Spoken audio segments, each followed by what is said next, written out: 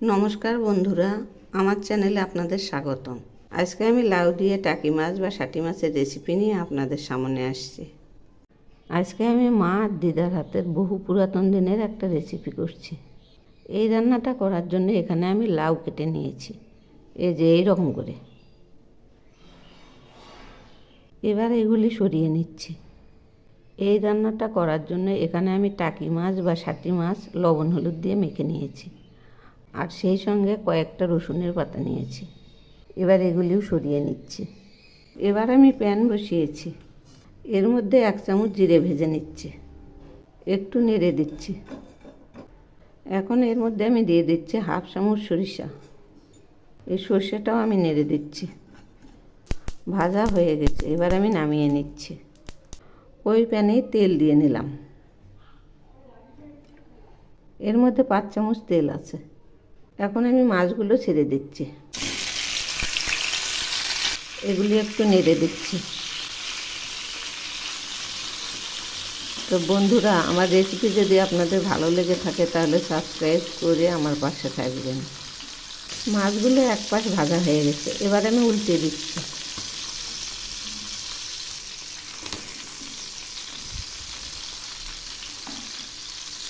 এভাবেই সবগুলো উল্টে দেব।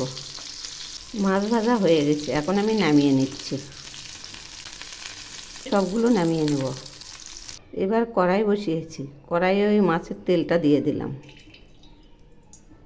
তেল গরম হয়ে গেছে, এখন আমি একটা শুকনো লঙ্কা ফোড়ন দিলাম, সেই সঙ্গে 1/2 চামচ জিরে ফোড়ন দিলাম, একটা তেজপাতা দিলাম। এবার আমি 5টা চেরা কাঁচা লঙ্কা দিয়ে দিলাম, একটু নেড়ে দিচ্ছি। এগুলি ভাজা হয়ে গেছে, এখন আমি ধীরে ধীরে লাউগুলো ছেড়ে দিচ্ছি।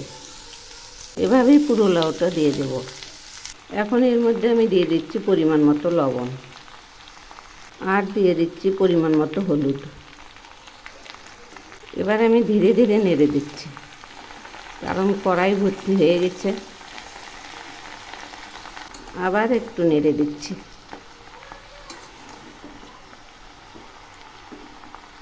এগুলি এখন অনেকটা সময় লাগবে সেদ্ধ হতে, জল বেরোবে অনেকটাই কমে আসছে। এই ফাঁকে আমি ভাজা জিরের গুঁড়োটা করে নিই। দেখুন, লাউটাও অনেকটাই কমে আসছে আর সেদ্ধও হয়ে আসছে। এখন আমি এর মধ্যে দিয়ে দিচ্ছি 1 চামচ চিনি। এই রান্নাটা একটু ঝাল ঝাল মিষ্টি মিষ্টি হবে। এখন আবার একটু নেড়ে দিচ্ছি। এই যে দেখুন, সিদ্ধ হয়ে গেছে। এখন আমি এর মধ্যে দিয়ে দিচ্ছি রসুনের পাতাগুলো, একটু নেড়ে দিচ্ছি। এবার আমি লাউগুলো এইভাবে ঠেসে দেব হাতা দিয়ে, যাতে গলে যায়। এরকম করে ঠেসে দিতেই থাকবো।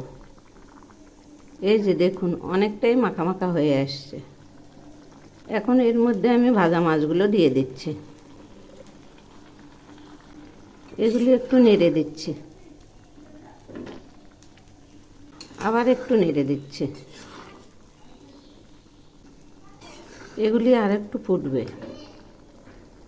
রান্নাটা প্রায় হয়ে আসছে। এবার আমি এর মধ্যে ভাজা মশলার গুঁড়োটা দিয়ে দিচ্ছি।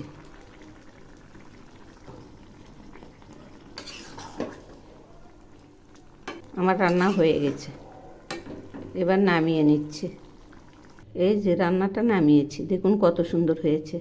এইভাবে বানিয়ে খেয়ে দেখবেন, অসাধারণ টেস্ট। একবার খেলে আবার খেতে ইচ্ছা করবে।